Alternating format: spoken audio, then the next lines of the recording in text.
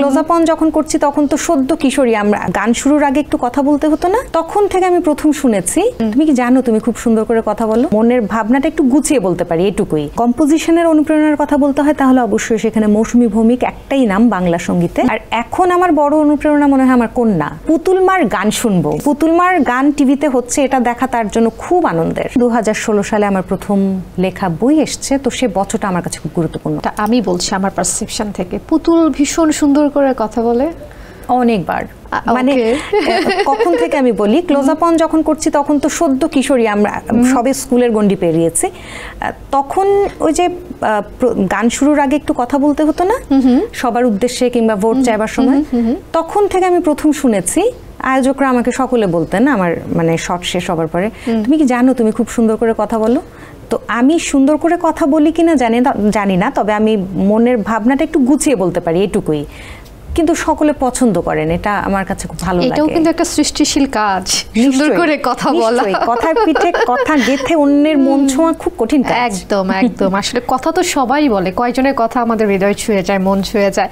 এই যে গানের জগতে আপনার আশা, গান করছেন অনেক বছর ধরে, তারপরে তো গানের ক্ষেত্রে একটা অনুপ্রেরণার বিষয় থাকে। আসলে ইন্সপিরেশনের বিষয় যদি জানতে চাই, কে বা কারা আপনাকে সবচেয়ে বেশি অনুপ্রাণিত করেছে গানের ক্ষেত্রে?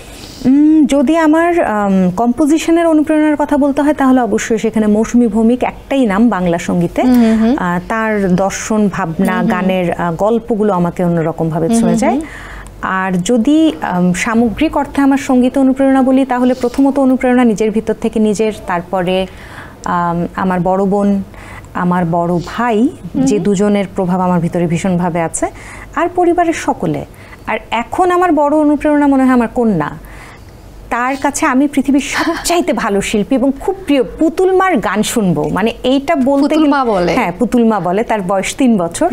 পুতুল মা সেই ডাকটা নিজেই সে আবিষ্কার করেছে এবং নিজেই ওভাবেই সে ডাকতে পছন্দ করে। তো পুতুল মার গান টিভিতে হচ্ছে, এটা দেখা তার জন্য খুব আনন্দের।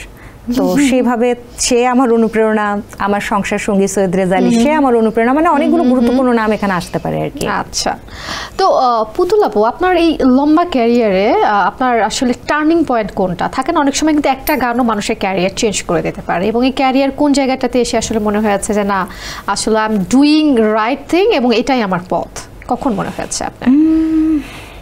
এটা ভাবতে হবে, হ্যাঁ এটা খুব কঠিন প্রশ্ন। কঠিন প্রশ্ন বলতে এই সেভাবে আলাদা করে বলতে পারবো না, তবে আমি মনে করি যখন থেকে আমি আমার গানগুলো নিজে করতে শুরু করেছি তখন আমি আমার একটা বিবর্তন দেখতে পেয়েছি শিল্পী হিসেবে। তো সেই জায়গাটা আমার জন্য ভীষণ গুরুত্বপূর্ণ। সেটা 2016 সাল যখন প্রথম আমার একটা নিজস্ব সাউন্ডের সঙ্গে আমি শ্রোতার পরিচয় করিয়েছি, এবং 2016 সালে আমার প্রথম লেখা বই এসছে, তো সে বছরটা আমার কাছে খুব গুরুত্বপূর্ণ 2016। এসএমসির emergency contraceptive pill Norix one অরক্ষিত মিলনের 72 ঘন্টার মধ্যে এর একটি মাত্র পিল আপনাকে করবে টেনশন ফ্রি। এসএমসির নরিক্স ওয়ান, এক পিলের সমাধান।